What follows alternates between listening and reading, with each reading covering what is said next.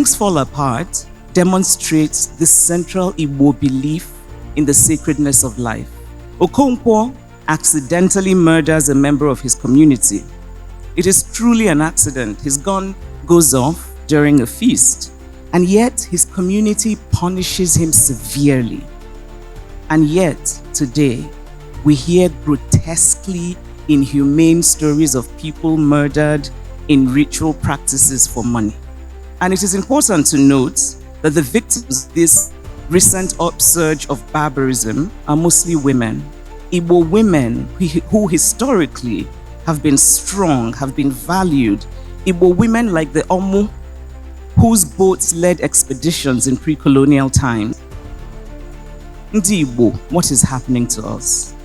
When did this particular reign begin to beat us? How can this be happening among a people traditionally known for greatness and for achievement and for hard work?